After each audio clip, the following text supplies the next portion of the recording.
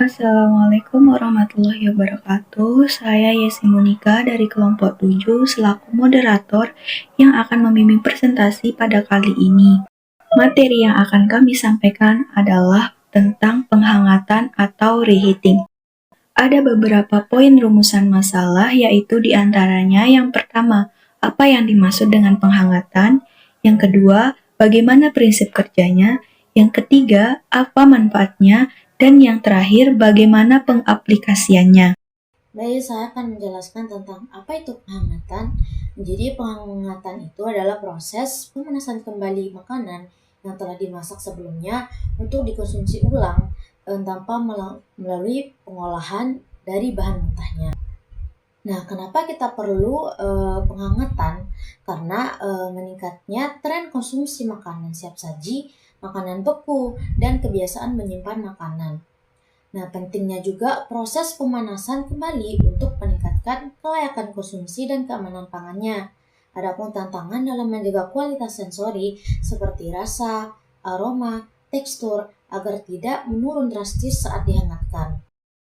Adapun tujuan penghangatan itu yang pertama, meningkatkan suhu makanan, yang kedua mengembalikan rasa dan aroma, terus yang ketiga menjaga keamanan pangan, terus yang keempat memperbaiki tekstur. Bagaimana sih cara kerja penghangatan? Penghangatan bekerja melalui perpindahan panas ke dalam makanan sehingga terjadi peningkatan suhu dan terjadi perubahan pada komponen pangan.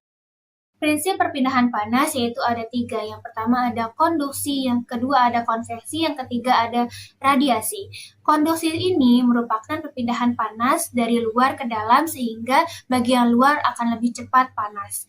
Yang kedua ada konveksi. Konveksi merupakan perpindahan panas dari udara atau air yang bergerak sehingga pemanasannya itu lebih merata. Kemudian yang ketiga ada radiasi. Radiasi merupakan perpindahan panas dari gelombang. Contohnya ketika kita menggunakan microwave, panas tersebut berasal dari gelombang yang dihasilkan oleh microwave. Selanjutnya saya akan menjelaskan reaksi kimia yang terjadi sama proses penghangatan. Yang pertama ada reaksi Maillard. Reaksi Maillard ini sangat mirip dengan reaksi karamelisasi. Akan tetapi pada reaksi Maillard, gula bereaksi dengan asam amino sehingga menghasilkan warna coklat dan aroma yang khas. Yang kedua ada denaturasi protein. Denaturasi protein ini reaksi ketika struktur protein berubah bentuk sehingga menyebabkan tekstur dari makanan tersebut juga ikut berubah. Yang ketiga ada oksidasi lemak. Oksidasi lemak ini reaksi antara lemak dan oksigen sehingga menyebabkan rasanya itu dapat berubah. Selanjutnya ada manfaat dari penghangatan. Itu ada beberapa manfaat dari penghangatan. Yang pertama, mengurangi mikroorganisme. Yang kedua, meningkatkan cita rasa, lebih praktis dan efisien. Dan yang terakhir, meningkatkan kenyamanan konsumsi. Kemudian, dampak positif dan negatif. Ada dampak positif dan negatif dari penghangatan. Dampak positifnya itu adalah makanan lebih aman dan rasa lebih enak. Kemudian dampak negatifnya adalah nutrisi bisa berkurang, teksturnya jadi kering dan warna bisa berubah. Kemudian faktor-faktor yang mempengaruhi penghangatan. Yang pertama itu adalah suhu pemanasan. Tingkat panas yang pas untuk membunuh kuman tanpa merusak tekstur dari makanan. Waktu itu merupakan durasi pemanasan agar panas merata sampai ke bagian dalam makanan. Kemudian jenis makanan. Tekstur dan kandungan air dari makanan tersebut menentukan seberapa cepat ia panas. Kemudian yang terakhir itu ada metode yang digunakan. Metode yang digunakan itu bisa berbeda-beda tergantung dari teknik yang dipakai. Itu misalnya kompor atau microwave itu dapat berpengaruh pada hasil akhir dari penghangatan. Untuk yang selanjutnya ada jenis metode penghangatan.